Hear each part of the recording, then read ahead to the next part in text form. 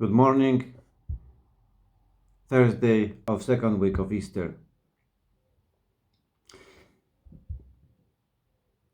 I very much like the analogy of mirror in the Christianity, which means that many times reality is a little different than we think, or reality is hidden from us and we can see this as through mirror.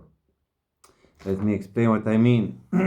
That just simple examples that in the teaching of Jesus Christ, we can hear very clearly that he followed different logic from above. We are still in this week when we speak about being born again, from above. And we can hear in the teaching of Jesus that he's saying, for example, the last will be first, and the first will be last. Or if you want to have life, you need to die. Or in the Christianity, we say this many times that those who are dying, they go to true life, to fullness of life. While those who are still alive, they might be dead inside. Sometimes the reality, is a little different than we can have the perception through our senses, in the sense that there is deeper life. There is a deeper reality, a spiritual one. But I'm saying this because today's reading is pointing out to us something very important. It's a help. So let us listen. From the Holy Gospel according to John. John the Baptist said to his disciples, "He who comes from above is above all others. He who is born of the earth is earthly himself and speaks in an earthly way.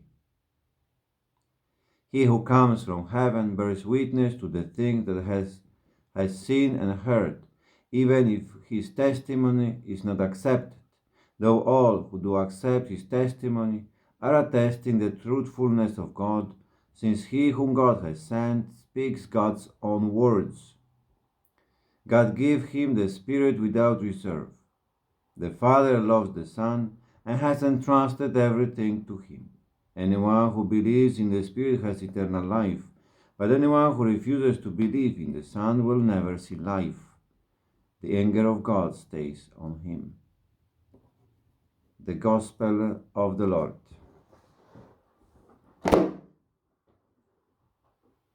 So the first lines of today's reading, speaking about the one who is born of the earth, is earthly himself and speaks in an earthly way. On Monday, we have a similar statement from the mouth of Jesus. What is born of the flesh is flesh. What is born of the Spirit is spirit.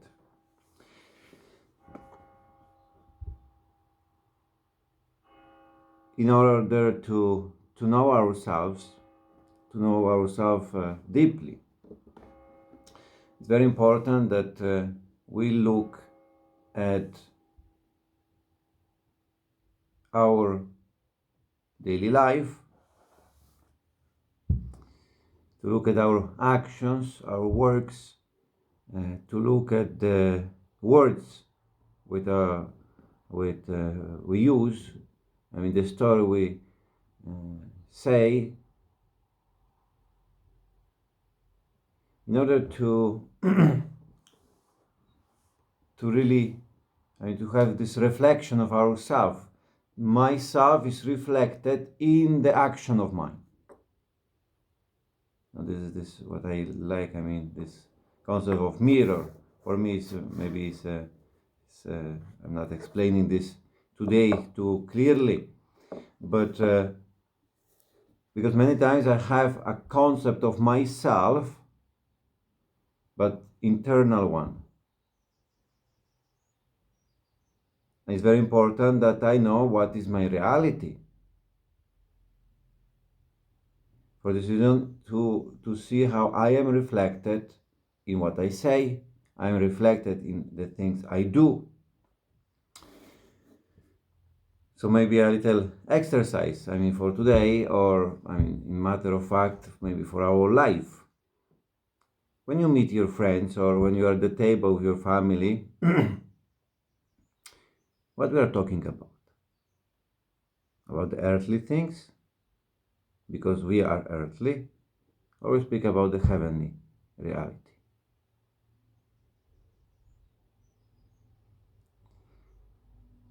If someone is constantly worrying for money, always speaking about the money, about how much we need to earn and how much we need to, save for future, because this money, because that money, because the lack of money, because constantly, like,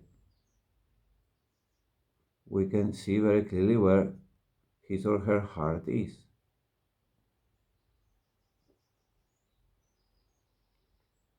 The same the other things. When we constantly, maybe, I don't know, pointing out the mistake of the others, the politicians, those who govern, those maybe the leaders of the church, constantly not happy. The other do, I will do better. Isn't that indication that my heart is very judgmental? The same if we grumble constantly, not satisfied with the things we have. Always is life is wrong, life is not just. That how they can treat me like that and constantly like that. Not seeing that we are called to go out. It is us who are called to love, not to demand the others to be different. It's very important that we can reflect a little upon ourselves.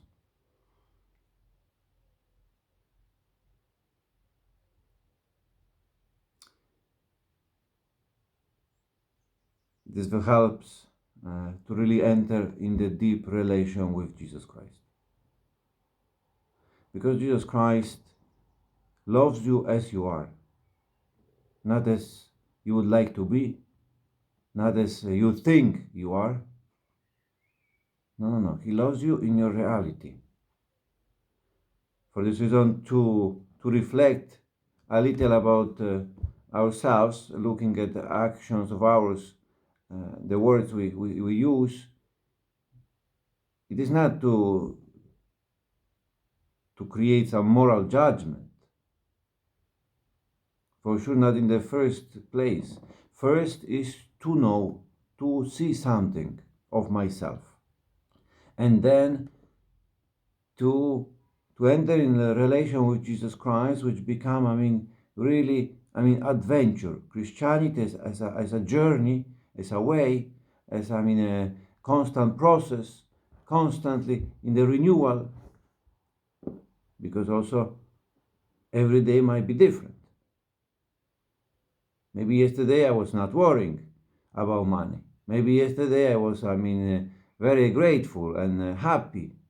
And I've seen every drawer of happiness. Whatever side I turn, I see blessings. And maybe today I wake up and I don't have that one. Because maybe the devil comes and already cheated me somewhere. So when I reflect, I can address the real issues of my life. And I can turn to the Lord. For this reason, when the Lord is speaking to us through these readings about having life in us, uh, it is really because we cannot produce this with our own effort.